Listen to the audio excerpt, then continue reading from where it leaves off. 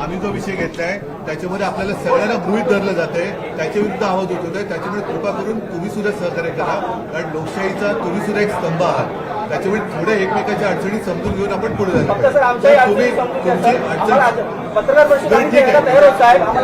ठीक आहे. चला आता सुरुवात झालेली आहे. आपण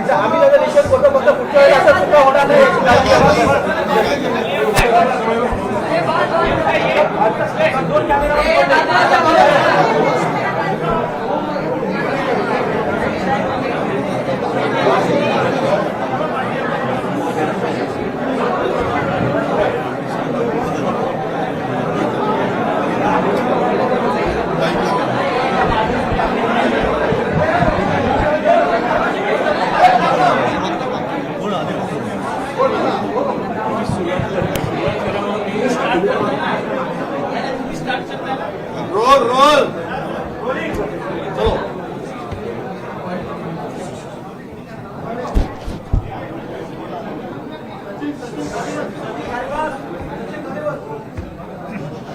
महाराष्ट्रातल्या बहुतेक सगळ्या विरोधी पक्षांच्या वतीने मी आपणा मुंबईच्या सगळ्या पत्रकारांचे, मीडियाचे स्वागत करतो. अपुऱ्या जागेमुळे ही जागा बदलून चव्हाण सेंटरला आणावी लागली आणि त्यामुळे आपलाही थोडासा गोंधळ झाला. पुढच्या वेळी असा गोंधळ होणार नाही याची काळजी घेतली जाईल. आपल्याला जर कोणाला नाही, बऱ्याच लोकांना त्रास झाला असेल तर याच्याबद्दल आम्ही दिलगिरी व्यक्त करतो. आम्ही सर्व विरोधी पक्ष महाराष्ट्रातले काल चीफ इलेक्शन कमिशन महाराष्ट्राचे जे आहेत त्यांना भेटायला गेलेलो. त्यांना आम्ही एक निवेदन दिलं आणि निवेदनात त्यांना आम्ही महाराष्ट्रातल्या ज्या मतदार याद्या आहेत त्याच्यातल्या अनंत चुका दाखवल्या. अनंत चुका दाखवल्यानंतर त्या ठिकाणी सीओ यांनी आम्हाला असं आश्वासित केलं की केंद्रीय निवडणूक आयोगाला तुमचं हे सगळं म्हणणं आम्ही पाठवतो. या याद्या दुरुस्त करण्यासाठी आम्ही लवकरात लवकर सुरुवात करू. दुसऱ्या बाजूने महाराष्ट्र निवडणूक आयोग जो आहे, राज्य निवडणूक आयोग, त्यांच्या काही जबाबदाऱ्या आहेत असं त्यांनी सुचवल्यामुळं आज त्यांचे प्रश्न आणि दोघांचे प्रश्न मिळून आज आम्ही त्यांची भेट घेतली. कालच्याप्रमाणे सर्वच विरोधी पक्ष नेते त्या ठिकाणी गेले. काही महत्त्वाचे एव्हिडन्सेस आम्ही दाखवले, काही पुरावे त्यांना दाखवले आणि त्या पुराव्याच्या सहित आम्ही आज त्यांना काही माहिती दिली. या पुराव्याच्या बरोबरच आम्ही त्यांना पत्रही दिलेलं आहे. पत्र देत असताना मतदार यादीत मोठ्या प्रमाणात मतदारांचे पत्ते अपूर्ण, चुकीचे घातलेले आहेत, घर क्रमांक चुकीचे आहेत, तसेच प्रत्यक्षात संबंधित व्यक्ती त्या मतदार यादीत नोंद आहे ती त्या पत्त्यावर राहत नाही. मी काही उदाहरणं त्यांना दिली. त्यामध्ये मुरबाडमध्ये जे मतदार आहे, मुरबाड मतदारसंघामध्ये, त्या मुरबाड मतदारसंघामध्ये बूथ क्रमांक 8 मध्ये 400 मतदारांचं एक घर आहे. 400 मतदार आहेत की ज्यांच्या घरासमोर फक्त डॅश आहे, म्हणजे घर नंबर डॅश आहे.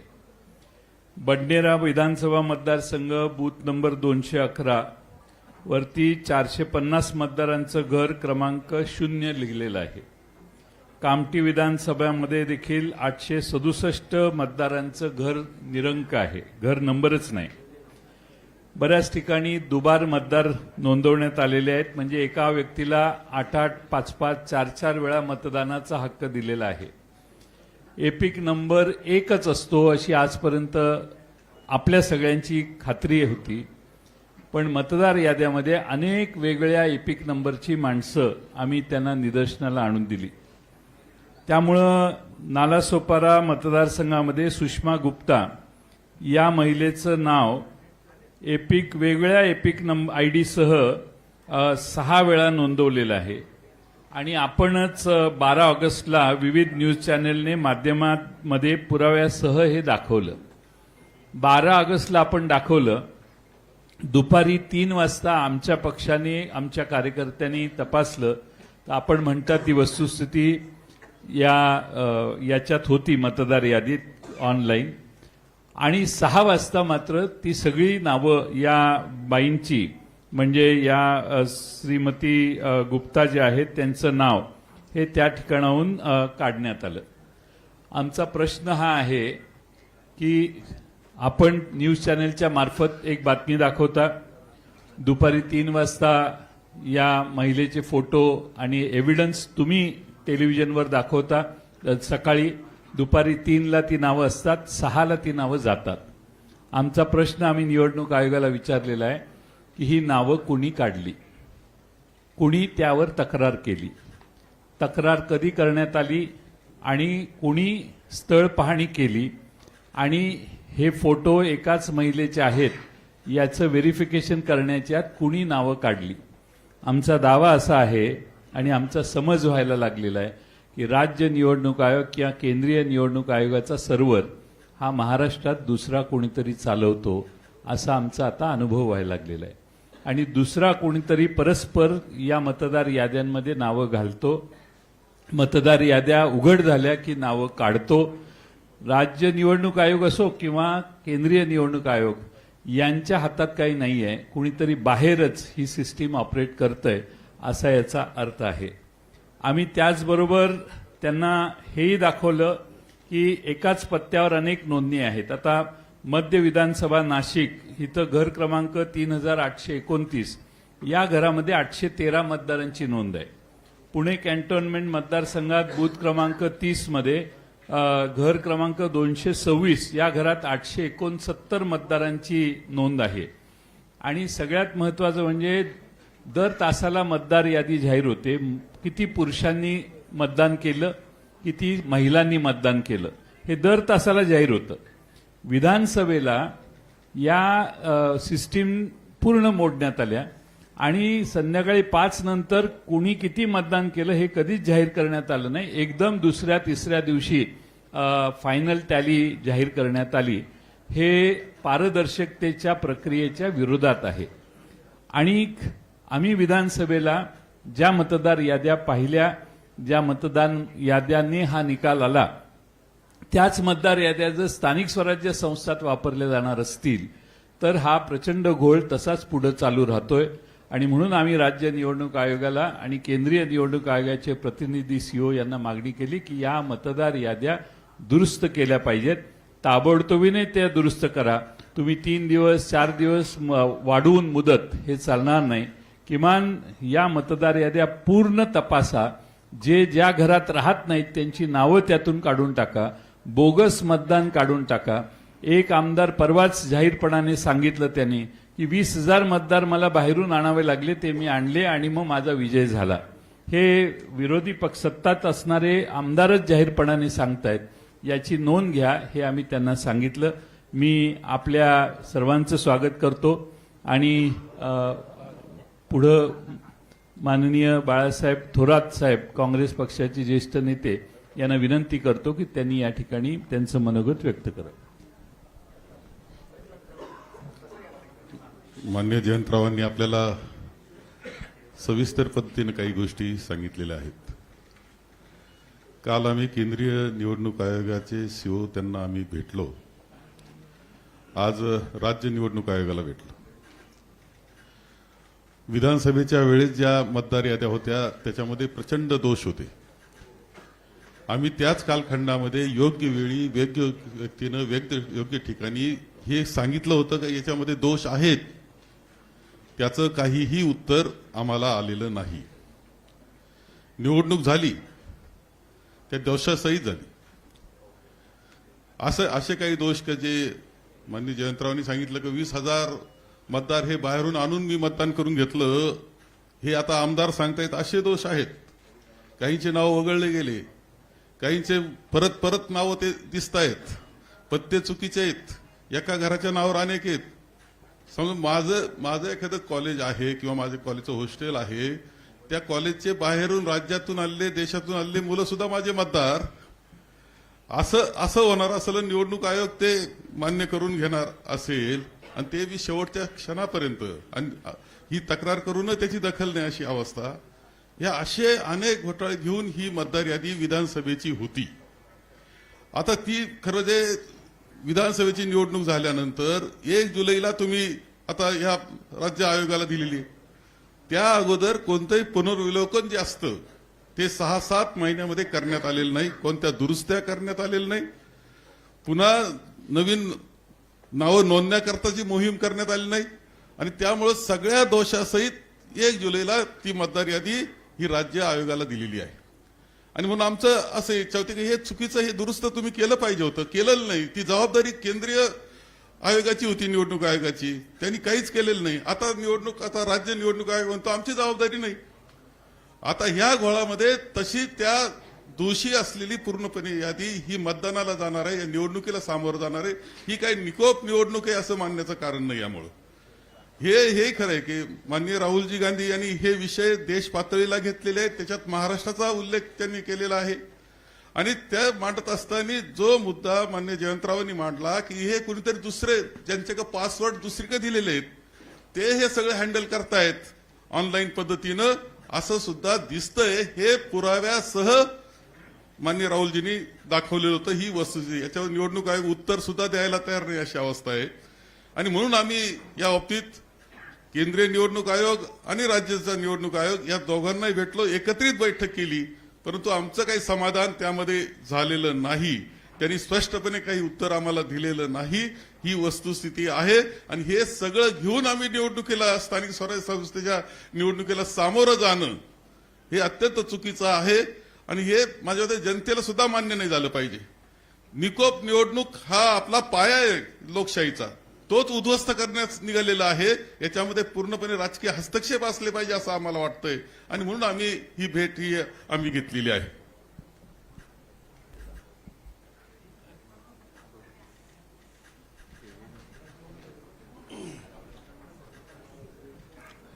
नमस्कार. काल आम्ही केंद्रीय निवडणूक आयोगाच्या प्रतिनिधींना भेटलो आणि आज आम्ही राज्य आणि केंद्रीय निवडणूक आयोगाच्या प्रतिनिधींना दोघांनाही भेटलो. आता जयंतराव म्हणाले किंवा बाळासाहेब म्हणाले, मला अत्यंत महत्वाची एक गोष्ट आपल्यासमोर आणि महाराष्ट्राच्या जनतेसमोर मला ठेवायची आहे की निवडणूक ही गोष्ट म्हटल्यानंतर राजकीय पक्ष आले आणि निवडणुकांना मतदान करणारा महाराष्ट्रातला मतदार आला. निवडणूक आयोग ही फक्त निवडणुका घेतात, कंडक्ट करतात, परंतु राजकीय पक्ष हे निवडणुका लढवतात. आणि राजकीय पक्षांना जर समजा निवडणूक आयोग ज्या याद्या, मतदार याद्या आहेत, ह्या जर समजा दाखवतच नसेल तर मला असं वाटतं की पहिला घोळ इकडे आहे की आम्ही तुम्हाला याद्याच नाही दाखवणार. म्हणजे मी आता तुमच्याकडे 2024च्या निवडणुका व्हायच्या अगोदर आणि 2024च्या निवडणुका झाल्यानंतर अशा मी तुम्हाला 2 याद्या मी तुम्हाला फक्त आता दाखवणार आहे.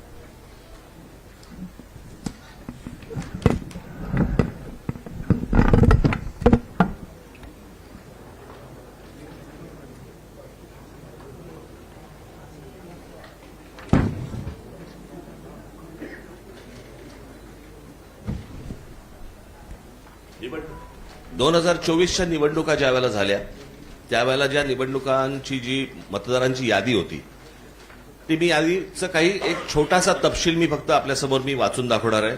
याच्यावरनं तुम्हाला साधारणपणे, मला असं वाटतं पत्रकार बोलले नाहीत मध्ये तर बरं होईल, आपण कॅमेरामन जरा शांत राहिलं तर बरं होईल, कारण आपलं कॅमेऱ्यातनं सगळं टिपतंय, परत आपण पण बोलताय. 2024च्या अगोदरची जी यादी आहे त्याच्यामधली फक्त मी काही नावं आपल्याला फक्त आपल्यासमोर मी वाचून दाखवतो, म्हणजे साधारणपणे यादीमध्ये काय प्रकारचा घोळ आहे हा आपल्याला आणि महाराष्ट्राला लक्षात येईल. मतदारसंघ 160 कांदिवली पूर्व, नाव धनश्री कदम, वडिलांचे नाव दीपक कदम, वय वर्ष 23. आता वडिलांच्या डिटेल्स. नाव दीपक रघुनाथ कदम, वडिलांचे नाव रघुनाथ कदम, वय 117. मतदारसंघ 161 चारकोप, नाव नंदिनी महेंद्र चव्हाण, वडिलांचे नाव महेंद्र चव्हाण, वय वर्ष 124, वय 124.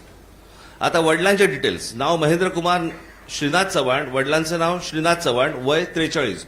कोणी कोणाला काढले तेच कळत नाहीये.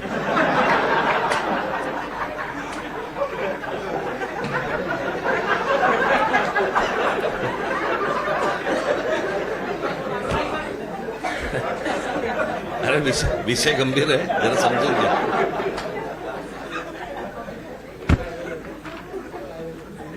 ह्या 2024च्या निवडणुकीच्या अगोदरचा घोळ. 2024 नंतर त्यांनी त्यांच्या वेबसाईटवरती यादी जाहीर केली, ज्याच्यामध्ये फक्त नावं आहेत, फोटो नाही, पत्ता नाही, काही नाही. आणि मग काल आम्ही जेव्हा केंद्रीय निवडणूक आयोगाशी बोलत होतो त्यावेळेला त्यांनी सांगितलं की नाही, हे राज्य निवडणूक आयोगाकडे येतं. आता राज्य निवडणूक आयोगाकडे आम्ही भेटल्यानंतर राज्य निवडणूक आयोग म्हणतं हे केंद्रीय निवडणूक आयोगाकडे येतं. दोघेही प्रतिनिधी हे केंद्रीय निवडणूक आयोगाचेच प्रतिनिधी आहेत. आणि म्हणजे महाराष्ट्रातल्या राजकीय पक्षांना या संपूर्ण मतदार याद्या न दाखवण्याचं, याच्यातनं काय मिळणार आहे तुम्हाला? यातनं फक्त घोळ होणार आहेत. आणि आता आम्ही फक्त त्यांच्यासमोर एवढंच सांगितलं की या मतदार याद्या जोपर्यंत सुधारणा होत नाही, तुमची सुधारणा होत नाही, तोपर्यंत निवडणुका तुम्ही घेऊ नका. आता साधारणपणे आपण जर समजा महानगरपालिकेच्या किंवा स्थानिक स्वराज्य संस्थांच्या निवडणुका जर समजा आपण पाहिल्या तर गेल्या 5 वर्षामध्ये निवडणुका झालेल्या नाहीयेत. मग जर 5 वर्ष जर समजा या निवडणुकांमध्ये गेलेली असली तर मग याद्या सुधारण्यासाठी अजून 6 महिने गेले तर काय फरक पडतो? आणि मला असं वाटतं की या याद्या सुधारल्याशिवाय त्यांनी निवडणुका घेऊ नये, हेच आज आम्ही त्यांना सर्वांनी सांगितलेलं आहे. म्हणजे त्यांनी आता काहीतरी काल आमची भेट झाल्यानंतर त्यांनी एक नोटिफिकेशन काढलं आणि त्याच्यामध्ये आम्हाला राजकीय पक्षांना 8 दिवस दिले. म्हणजे हे 6-6, 8-8 महिने काम करणार आणि राजकीय पक्षांनी 8 दिवसामध्ये ह्यांना सगळ्या छाननी करून द्यायची, कसं शक्य आहे? आणि म्हणून तो काल जो त्यांनी काय नोटिफिकेशन काढले ते एकतर रद्द करायला आम्ही त्यांना सांगितलेलं आहे. आणि आज आम्ही त्यांना सांगितलेलं की या निवडणुका तुम्ही घेऊ नका. उद्या ते काय याच्यावरती निर्णय करतायत हे आम्ही 1-2 दिवसात पाहू आणि त्याच्यानंतर मला असं वाटतं सर्व राजकीय पक्ष मिळून आम्ही एका निर्णयापर्यंत येऊ. तो निर्णय तुम्हाला अजून 2-3 दिवसांनी सांगू. ठीक आहे, धन्यवाद.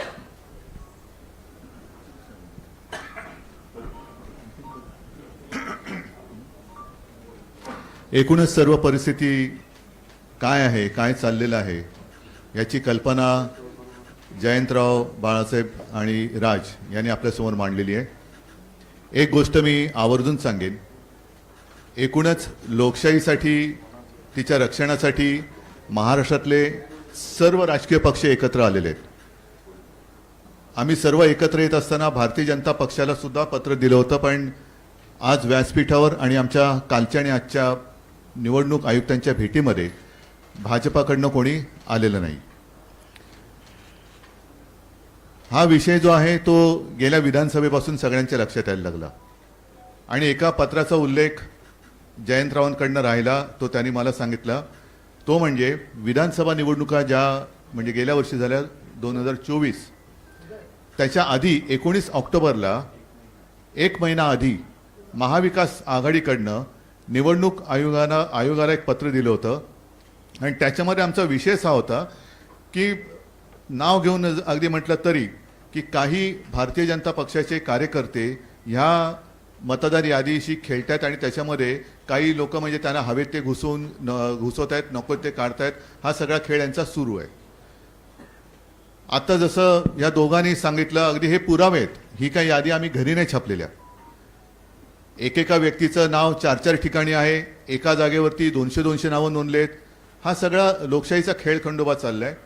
दोन्ही निवडणूक आयुक्तांना आम्ही सांगितले की एक तर इलेक्शन म्हणजे निवडणूक घ्यायची असेल तर ती निष्पक्षपातीपणाने झाली पाहिजे, नाहीतर इलेक्शनपेक्षा सिलेक्शन करून मोकळे व्हा. तेवढंच आता राहिलेलं आहे. दोघांशी बोलताना थोडंसं आमच्या लक्षात आलं, मी त्यांचा अपमान करू इच्छित नाही, पण हे जे समोर आमच्या बसलेत ते आयुक्त म्हणून काही त्यांच्याकडे अधिकार आहेत का आम्ही कठपुतळी बाहुल्यांशी बोलतोय आणि त्यांचे दोर वरती कुठेतरी आहेत, ते वरनं जशी बोटं हलतील तशी इकडे हालचाली होतात की काय. सगळे मुद्दे सांगून झालेले आहेत. याच्यामध्ये आणखीन एक मुद्दा जो आहे तो 1 जुलैचा कट ऑफ डेट, म्हणजे 1 जुलै नंतर ज्यांना 18 वर्ष झाली असतील त्यांना यावेळेला मतदानाचा अधिकारच मिळणार नाही. ही कुठली लोकशाही आहे. आणि हे सगळं बघितल्यानंतर आम्हाला असं वाटतं की ज्याप्रमाणे सर्वोच्च न्यायालयाने जसं काही पक्षांचे काही प्राण्यांच्या केसेस या सुमोटो घेतल्या होत्या, तसंच आपल्या देशातल्या मनुष्य प्राण्यांची सुद्धा केस ही स्वतःहून त्यांनी घ्यायला पाहिजे आणि देशातली लोकशाही जगवण्यासाठी हा त्यांचा सुद्धा एक निर्णय त्याच्यामध्ये असायला पाहिजे. आम्ही राजकीय पक्ष म्हणून आमचं कर्तव्य करतोय, वेळोवेळी निवडणूक आयुक्तांकडे जातोय, दरवाजे ठोकतोय, पण दाद काही मिळत नाही. आमच्यावरती लोकशाहीच्या नावाने जर का हे हुकुमशाही गाजवणार असतील तर ही हुकुमशाही आम्ही काही त्यांना गाजवू देणार नाही, हे तर नक्की आम्ही केलेलं आहे. थोडक्यात आज आमचं म्हणणं या दोन्ही आयुक्तांकडे, कारण काल दोन्ही आयुक्तांना आमच्या विरोधी पक्षांची किंवा आमच्या राजकीय पक्षांची, विरोधी नाही राजकीय पक्षांचे प्रतिनिधी मंडळ त्यांना भेटलं, शिष्टमंडळ भेटलं. त्याच्यात आम्ही केंद्राचे जे निवडणूक आयुक्त इकडे आहेत प्रतिनिधी त्यांना भेटलो. त्यांनी सांगितले की स्थानिक स्वराज्य संस्था आणि हा सगळा विषय हा राज्य निवडणूक आयुक्ताकडे येतोय. त्यांच्याकडे भेटलं आमचं दुसरं, त्यांनी सांगितलं मतदार यादीचा अधिकार हा केंद्राच्याकडे येतोय. मग नेमका याचा बाप कोण आहे, जबाबदारी कोणाची आहे, का निवडणुका आपल्या घ्यायच्या म्हणून घ्यायच्या आहेत. आणि आम्ही त्यांच्याशी बोलत असताना मुहूर्त काय लागला त्यांनी कळत नाही, पण कालच्या काल निवडणुकांचा कार्यक्रम जाहीर केला. आम्ही त्यांना स्पष्ट शब्दात सांगितलेलं आहे की जोपर्यंत हा संपूर्ण निवडणूक मतदार यादीतला घोळ तुम्ही त्याच्यावरती काही स्पष्टीकरण किंवा तो सुधारत नाही तोपर्यंत या निवडणुका होता कामा नयेत.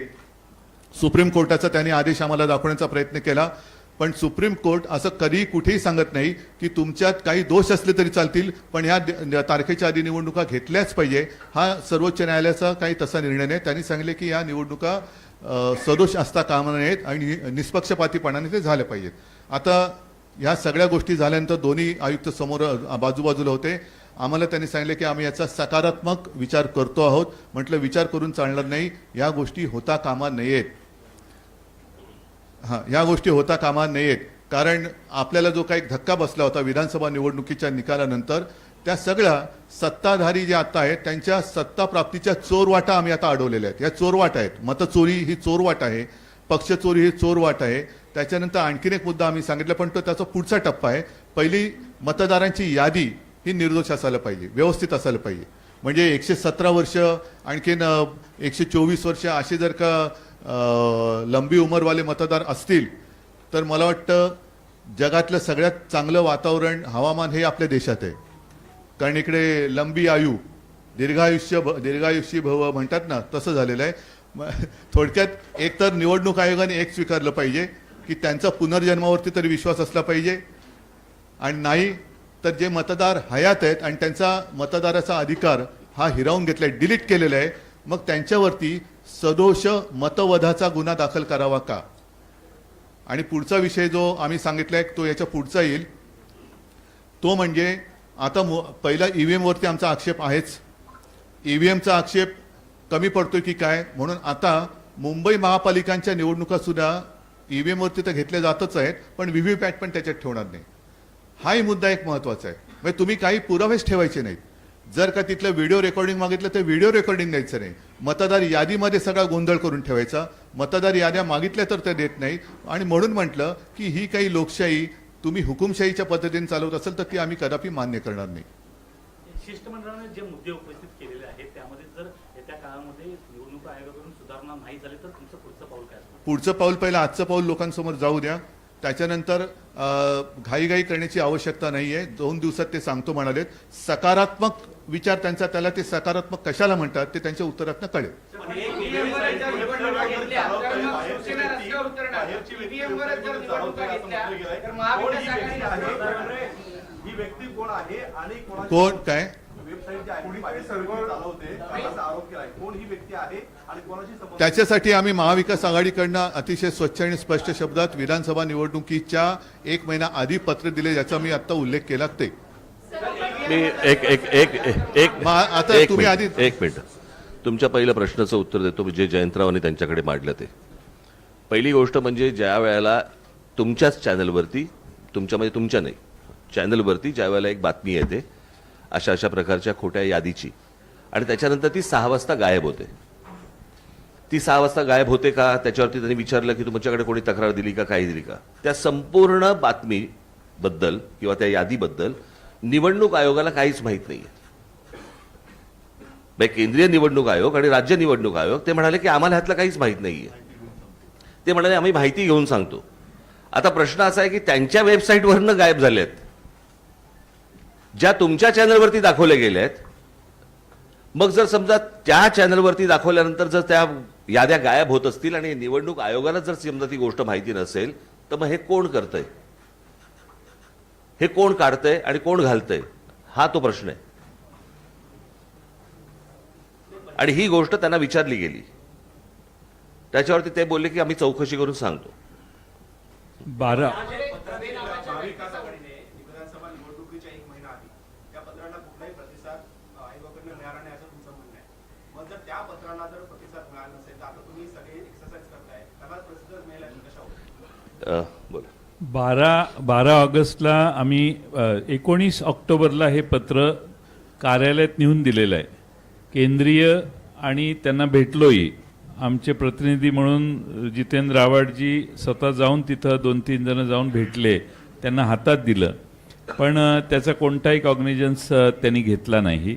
आणि केंद्रीय निवडणूक आयोगालाही हे पत्र पाठवण्यात आलेलं 1 महिना आधी विधानसभेच्या, आणि त्यात कॅटेगरिकली म्हटलेलं आहे की सोयीची नावं ठेवतायत, गैरसोयीची नावं काढतायत, खाली कार्यकर्त्यांना सूचना दिल्या आहेत, हिरव्या पेनाने टिक करा, सोयीची असतील ती, गैरसोयीची असतील ती लाल पेनाने टिक करा, आणि लाल पेनाची नावं उडवण्याचा कार्यक्रम झाला. हे आम्ही सर्रासपणाने आधी 1 महिना आधी त्यांना, कारण हे चाललं होतं ग्रासरूट लेवलला आणि कुणीतरी हे मॉनिटर करत होतं, हे कळत होतं आम्हाला, म्हणून आम्ही तक्रार केली. पण निवडणूक आयोगाने कोणता प्रतिसाद दिला नाही. निवडणूक आयोगाची स्टाईल अशी आहे की कोणी कुठल्याही राजकीय पक्षाने तक्रार करायची, ती त्यांना बासनात गुंडाळून ठेवण्याची त्यांची प्रथा दिसते. आता हे महाराष्ट्रात चालून देणं शक्य होणार नाही, कारण प्रत्येक वेळेला या अशा कृतीने सगळ्या कृत्या अशा करायच्या आणि निवडणुका वेगळ्या दिशेनं न्यायच्या, असा महाराष्ट्रातल्या जनतेला वाटते. आणि म्हणून त्याच्यासाठी आम्ही आज एकत्रितपणानं आपल्याला निवडणूक आयोगाला सगळी माहिती दिलेली आहे. माझ्याकडे हे सगळे पुरावे आहेत. घर डॅश आहे, 0 नंबर आहे. एक मिनिट जयेंद्र, ती फक्त यादी एकदा वाचून नका, एकेका घरात किती येतं आता बघाची तुम्ही दाखवलेत ना, हे जरा आपण ऐका. आता ही सुषमा गुप्ता नालासोपारा मतदारसंघ, या बाईचं नाव दुपारी 3ला होतं, 6ला गेलं. कुणी काढलं हा प्रश्न आम्ही विचारला. 12 ऑगस्टला झालेली ती घटना आहे, पण अद्यापपर्यंत त्यांना माहीत नाही की हे का, मी त्यांनी आधी चौकशी केली नाही निवडणूक आयोगाने की हे का झालं, कसं काढलं, कोणी काढलं. हे मुरबाड मतदारसंघात मतदार घराच्या पुढं नुसता डॅश लिहिलाय, घर क्रमांक नाही, नुसता डॅश. डॅश असणारी 400 मतं आहेत. दुसरं पुढं त्यांनी त्याच पद्धतीने पुणे कॅन्टोन्मेंटमध्ये एका याच्यात 869 घरं आहेत, 869 मतदार आहेत एकाच ठिकाणी, याची तक्रार केली आम्ही. मध्य नाशिकमध्ये 813 मतं आहेत. हे सगळे पुरावे आहेत याला जोडलेले, असं मोकळं बोलत नाही, विथ एव्हिडन्स आहे. 813 3829 नाशिक मध्य मतदारसंघातलं घर आहे. त्या घराचा नंबर आहे 3829 आणि 813 वोटर्स हे एका घरात दाखवण्यात आलेले आहेत. बडनेराला 0 क्रमांक, घर क्रमांक 0 असे 0 मतदार असणारे, मगाशी मी आकडा सांगितला तेवढे हे आहेत, एव्हिडन्सेस आहेत आमच्याकडं. असं नाही की हवेत बोलतोय. त्यामुळे काही मी ऐकलं आता याच्यात विशेषतः अशोक पवार यांचा जो मतदारसंघ आहे शिरूरचा, त्यांना केसनन गावात त्यांनी काही ऑब्जेक्शन घेतले. ऑब्जेक्शन घेतल्यानंतर घर क्रमांक 1च असणारे 188 एकाच घरात 188 मतदार आहेत आणि ते घरच नाही आहे त्या गावात. आणि तसं लिहून त्यांनी लेखी तक्रार केल्यावर तिथल्या निवडणूक प्रतिनिधींनी सांगितलं की त्या मतदारांची प्रायव्हसी डिस्टर्ब होते आणि म्हणून आम्ही तुम्हाला ही माहिती देऊ शकत नाही.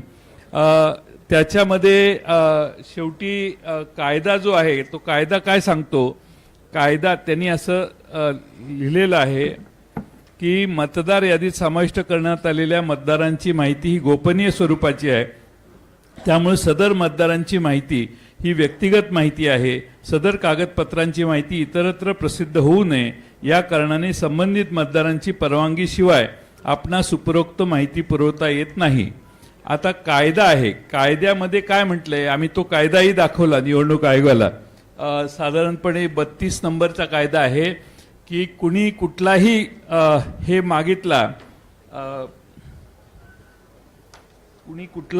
मागितला तर तो ती माहिती आणि ते डॉक्युमेंट्स कोणत्या आधारावर रजिस्ट्रेशन झालं, कोणत्या आधारावर हे देण्यासाठी कलम 32 आहे. त्यामध्ये स्पष्टपणाने म्हटलेलं आहे की तुम्हाला ती माहिती द्यावी लागेल. हा नियम कायदा आम्हीच निवडणूक आयोगाला आता कायदे सांगतोय, त्यांचे हे कायदे आहेत, ह्याप्रमाणे ते देऊ शकतात. पण त्यांना दिलेलं उत्तर अशोक पवार यांना की त्याची प्रायव्हसी, आम्ही काय त्याचे खाजगी गोष्टी मागत नाहीत, त्याने जे निवडणूक आयोगाला सबमिट केलं आहे मतदार होण्यासाठी तेवढीच माहिती मागतोय आणि ती देणं आवश्यक आहे असं निवडणूक आयोगाच्या निवडणुकीच्या कायद्यात लिहिलेलं आहे. एकच मिनिट एक मिनिट येतोय आवाज ऐकू? आवाज नाही, मला यातली फक्त एकच गोष्ट कळली नाही, समजली नाही. जे निवडणूक आयोग आम्हाला सांगते किंवा केंद्रीय निवडणूक आयोग आम्हाला सांगते की मतदारांची यादी ही गोपनीय असते. मला असं वाटतं मतदान हे गोपनीय असतं ना. आपण कोणाला मतदान करतोय ही गोष्ट गोपनीय असते, मतदार कसा गोपनीय असेल?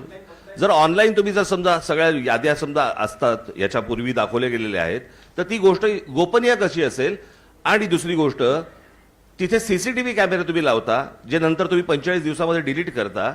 जर तुम्ही बघू शकता, आम्ही नाही का बघू शकत? बरं, निवडणूक आयोग यांना निवडणुका लढवायच्या नाही आहेत, निवडणुका आम्हाला लढवायच्या आहेत. जर आम्हाला ते मतदार कोण आहेत हे कळले नाहीत, म्हणजे मला एक गोष्ट या संपूर्ण प्रकरणामध्ये मी मगाशी आपल्याला सांगायचं राहिलं, माझी ही निवडणूक याच्यामधलं जे काही प्रॉब्लेम्स आहेत किंवा याच्यामधले जे घोळ आहेत याच्यावरची माझी ही दुसरी पत्रकार परिषद आहे. एक पहिली 2017ला झाली होती, मला असं वाटतं तुम्हाला माहिती असेल कदाचित. आणि त्यावेळेला पण मी ह्याच गोष्टी मांडत होतो की ह्या सगळ्या गोष्टी निवडणूक आयोग ही लपाछपी का करते.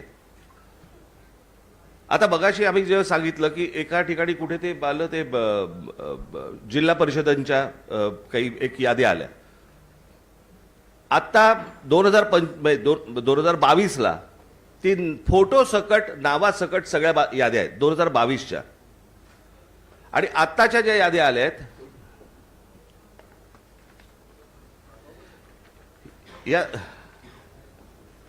या 2022च्या याद्या आहेत ज्याच्यामध्ये फोटो आहे, नाव आहे, सगळं आहे.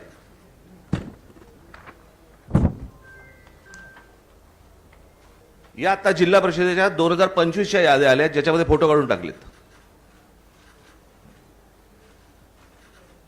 हे सगळं निवडणूक आयोग स्वतः करतंय. हे का करतंय? जर समजा पारदर्शकता समजा ते आणतायत असं म्हणतायत किंवा आहे असं म्हणतायत जर निवडणुकांच्या प्रोसेसमध्ये, तर मग ह्या सगळ्या गोष्टी हे का करतायत आणि कशासाठी हा घोळ घालतायत?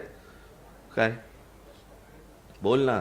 देवांग दवे या व्यक्तीचा एक उल्लेख या वरच्या चर्चेमध्ये करण्यात आला आहे. हा जो सगळा घोळ आहे याच्यावरचा जो अभ्यास आहे त्याच्या मागे ह्या देवांग दवेचा काही हात आहे का?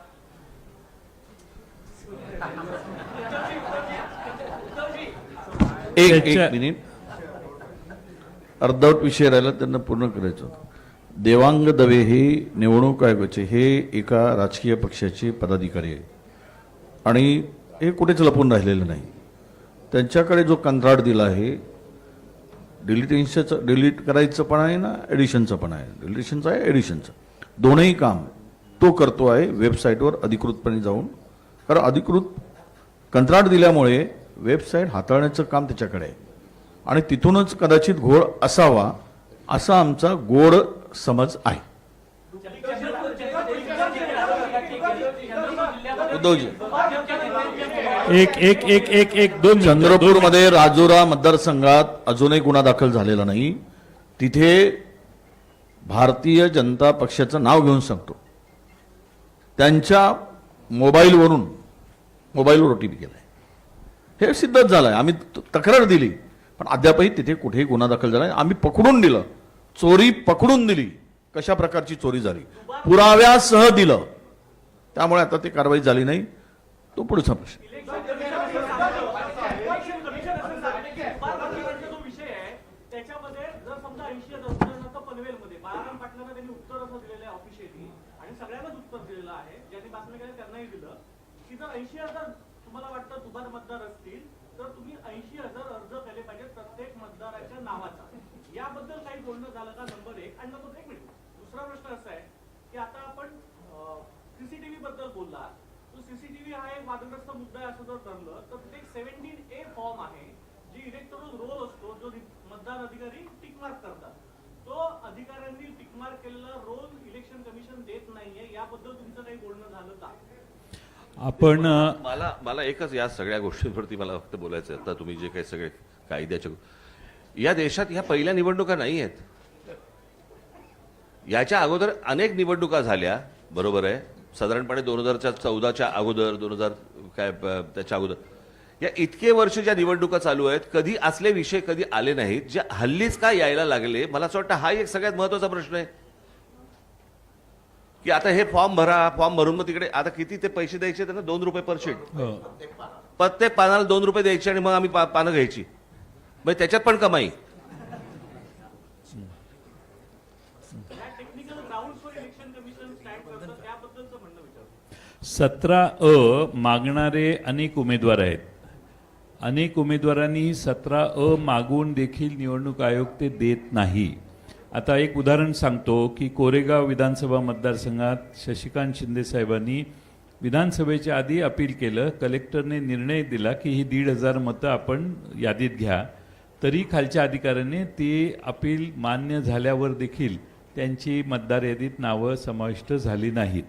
मी मगाशी जे सांगितलं की प्रायव्हसी डिस्टर्ब होते वगैरे, त्यांनी उत्तर दिलं लेखी अशोक पवारांना. तर 32 नाही 33 रजिस्ट्रेशन ऑफ इलेक्ट्रल रूल्स 1960 33 नंबरचा आहे. Inspection of electoral rolls and connected papers. Every person shall have the right to inspect the election papers referred to in rule 32 and to get attested copies thereof on payment of such fee as may be fixed by the chief electoral officer.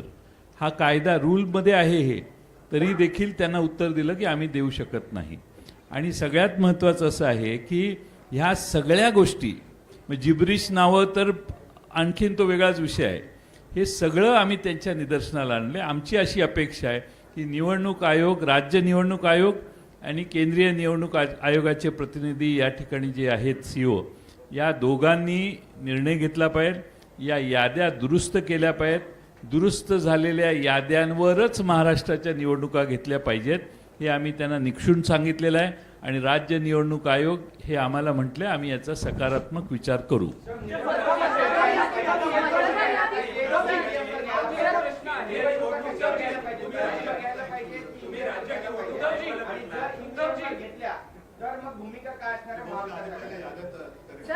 आधी याद्या मतदार यादी दुरुस्त करणं म्हणजे SIR ची आपण मागणी करतोय का? आणि बिहारमध्ये ज्या पद्धतीने SIR झालेला आहे तर तशीच जर इथे झालं तर परत आपण आगीतून फुपाटात नाही का पडणार? ही SIR ची मागणी आहे का? ज्याचं जे उत्तर राजने दिलं की आपल्या आयुष्यातली किंवा देशाच्या आयुष्यातली ही पहिली निवडणूक नाहीये, त्याच्यामुळे हे सगळे आता खुसपट आता का काढली जात आहेत? आतापर्यंत लोकांनी मतदान केलेलं नाही का? आतापर्यंत काही देशामध्ये सत्ताधारी जन्माला आलेले नाहीत का? तर आत्ता हा जो काय खेळ चाललेला आहे हा सरळ सरळ सगळा हा खोटा कारभार चाललेला आहे. आणि म्हणून मला असं वाटतं आम्ही त्यांना जे काय सांगितले की जोपर्यंत या याद्यांमध्ये सुधारणा होत नाही तोपर्यंत निवडणुका घेऊ नये.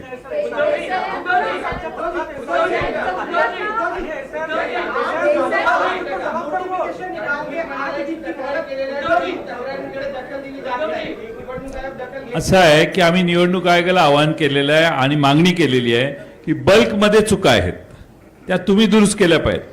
आता एखाद्या मतदार यादीत 8,000 चुका असतील तर त्या 8,000 चुका आम्ही सबमिट करायच्या इंडिव्हिज्युअली प्रत्येक ठिकाणी.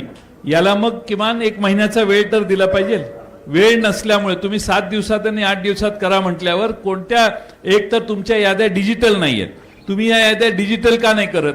डिजिटल याद्या केल्या की सगळ्यांनाच सोयीचं होईल आणि तुम्हालाही सोयीचं होईल काम करायला. या याद्या डिजिटल न करण्यामागे एक षडयंत्र असं आहे की या याद्या प्रिंट करणं, टाईप करणं, त्यात पुन्हा त्याची कॉपी काढणं, त्याचं मग कंपॅरिझन करणं, मग त्याच्यात दुबार मतं काढणं, या चुका काढणं हे शक्य नव्हतं.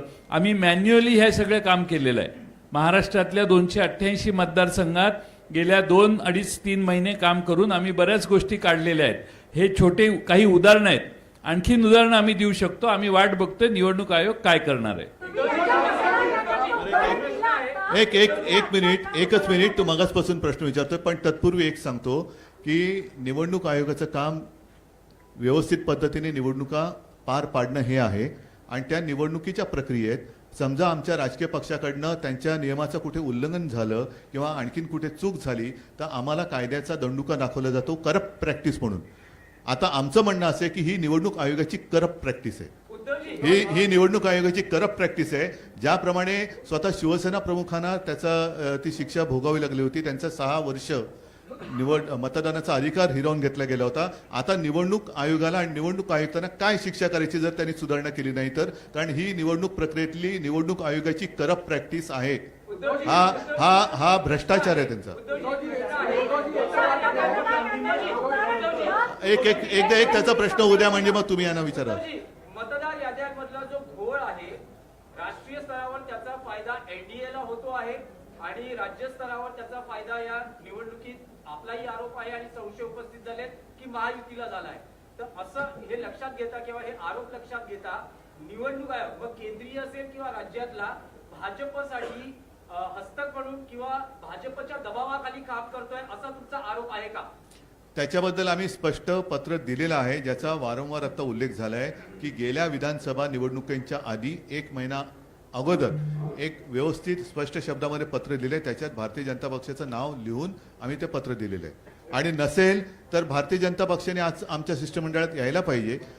आज किंवा काल येऊ शकले नसतील तर त्यांनी सांगावं उद्या येतो. आम्ही सगळे मिळून जायला तयार आहोत. आता हा प्रश्न जो आहे हा चेंडू भाजपच्या कोर्टात आहे. त्यांचा जर का त्यांची जर का ह्याच्यात ढवळाढवळ नसेल तर त्यांनी आमच्या शिष्टमंडळात सामील व्हावं आणि आम्ही जी मागणी करतो ती त्यांनी करावी. नाही, 2 मिनिटात त्यांना विचारू. तुम्ही एक काम करता एक मिनिट माफ करा. तुम्ही फक्त हात वरती करा. आम्ही सांगू कोणाला बोलायचं ते. हा कलकलाट करण्यापेक्षा ना तुम्ही फक्त हात वरती करा. आम्ही फक्त सांगतो की बाबा तू बोल तू बोल तू बोल एवढं सांगतो. हा आता बोल. तुम्ही ज्या मतदार याद्यांचं आता उदाहरण दिलं की ह्याच्यात ऑब्जेक्शन्स आहेत अशा किती कॉन्स्टिट्युएन्सीचे ऑब्जेक्शन्स तुम्ही आता सबमिट केले आहेत? आम्ही आता काही प्रमुख कॉन्स्टिट्युएन्सीची उदाहरणं दिलेली आहेत. महाराष्ट्रातल्या प्रत्येक मतदारसंघात हे काम चालू आहे. स्थानिकदृष्ट्या त्याचे ऑब्जेक्शन सबमिट होतील. परंतु बल्कमध्ये हे झालेलं आहे, फ्रॉड आहे हा असं आम्हाला वाटायला लागले. तर ते निवडणूक आयोगानेही पुढाकार घ्यावा ना. आम्ही 2 हे असतात. एक म्हणजे फोटो आयडेंटिटी सेम आहे असे बघून ते नावं बाजूला काढता येतात. त्याचं एक वेगळं सॉफ्टवेअर आहे. नावं एकत्रित करून सगळी नावं कम्पेअर करून ती डुप्लिकेट झाली असतील तर ती नावं बाजूला काढायला सॉफ्टवेअर आहे. ही सॉफ्टवेअर 2019च्या निवडणुकीच्या आधी वापरलं जायचं पण दुर्दैवाने 2022-23 नंतर हे वापरलंच नाही. तर आम्ही त्यांना कालच विनंती केली की हे सॉफ्टवेअर वापरा आणि हे डुप्लिकेशन जे आहे ते काढून टाका. त्यांनी केलं पाहिजे. एकच मी सांगतो आमच्या लोकांनी त्या ठिकाणी जे ऑफिसर आहेत, अधिकारी आहेत, त्यांच्या काय हरकती घेतलेल्या आहेत, पण ते सरळ सरळ सांगतात की आमच्या राज्य निवडणूक आयोगाला आम्हाला ह्या अधिकार किंवा आम्ही हरकती घेण्यामध्ये कुठल्याही प्रकारचा आम्ही ते काही हस्तक्षेप करू शकत नाही. हा फार मोठा गंभीर या ठिकाणी प्रश्न निर्माण झालेला आहे. जर बोगस नावं दाखवली तर त्या बोगस नावाच्या संदर्भात हरकत घेतल्यानंतर त्याची चौकशी करायला पाहिजे. ते सरळ हारवरती करतायत प्रांत किंवा तिथल्या निवडणूक अधिकारी. आता आम्ही प्रत्येक पक्षाने त्या त्या कार्यकर्त्यांना आपापल्या ठिकाणचे सर्वेक्षण करून जी बोगस नावं आहेत ती काढून तुम्ही म्हणाला त्या प्रश्नाने आम्ही राज्यावर गोळा करणार आणि निवडणूक आयोगाला देणार. त्याला आम्हाला वेळ पाहिजे. एक मिनिट. नाही, एक असं आहे, 2 मिनिटं साहेब, एकच असं आहे की त्यांच्याकडे वेगळे टूल आहेत. डाटा मॅचिंग सिस्टीम, AI आधारित टूल्स आहेत, डिजिटल ॲप्स आहेत, असे आहेत, ते वापरावेत. आणि सगळ्यात महत्त्वाचं मला आपल्यामार्फत आवाहन करायचं आहे, आम्हाला निवडणूक आयोगाकडून उत्तरं पाहिजेत.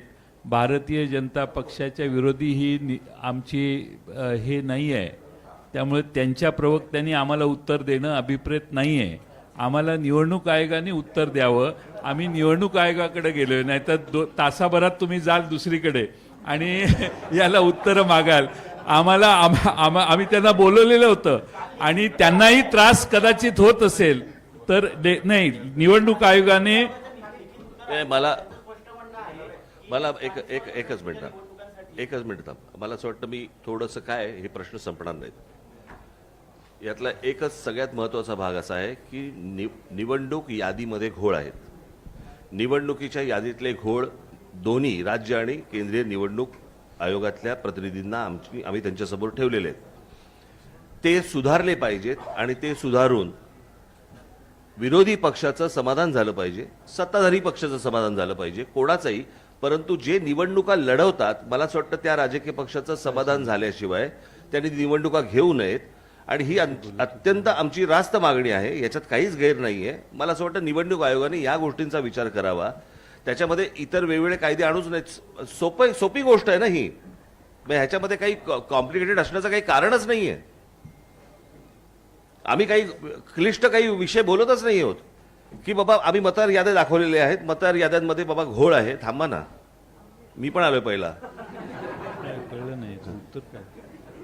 मतदार याद्यांमध्ये घोळ आहेत आणि मतदार याद्यांमधले घोळ त्यांच्या समोर ठेवल्यानंतर मला असं वाटतं की ते आणि राजकीय पक्ष यांनी मिळून या याद्या सुधारल्या पाहिजेत आणि याद्या सुधारूनच निवडणुकांना सामोरं गेलं पाहिजे. कारण जी लोक मतदान करतायत, म्हणजे जर समजा तुम्ही एक गोष्ट बघितली असेल, यातला एकच फक्त महत्त्वाचा भाग सांगतो की गेल्या 2024ची जी विधानसभा इलेक्शन झाली, या विधानसभा निवडणुकीनंतर 232 जागा या ह्यांच्या युतीच्या महायुतीच्या निवडून आल्या. 232. पण या 232 जागा निवडून आल्यानंतर देखील मला असं वाटतं तुम्ही सगळेजण त्याला विटनेस आहात, संपूर्ण महाराष्ट्रात सन्नाटा होता. ज्या प्रकारचा जल्लोष महाराष्ट्रामध्ये व्हायला पाहिजे होता त्या प्रकारचा जल्लोष महाराष्ट्रामध्ये नव्हता. हे कसलं द्योतक आहे? सर्वांना धक्का बसला, म्हणजे निवडून आलेल्यांना पण धक्का बसावा. पडलेल्यांना बसतोच, पण निवडून आलेल्यांना पण धक्का बसावा, ही कोणती निवडणूक आहे? तर मला असं वाटतं की हा अतिशय सोपा विषय आहे. या सोप्या विषयामध्ये याद्या नीट कराव्यात आणि निवडणुकीला सामोरं जावं, एवढंच फक्त आमचं म्हणणं आहे. कारण हे काही प्रश्न थांबणार नाहीत.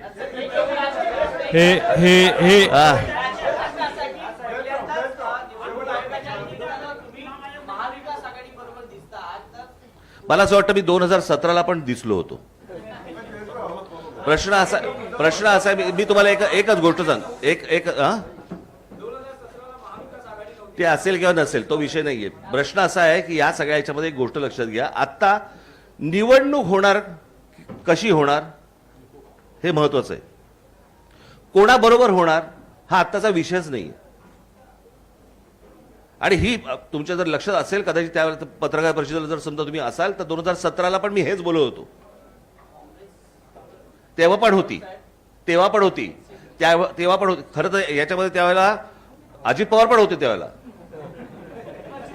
खरं तर त्यांनी यायला पाहिजे होतं आज, आणि त्यावेळेला ते तावाने बोलत पण होते, ते सांगत पण होते त्या सगळ्या गोष्टी. असो, धन्यवाद.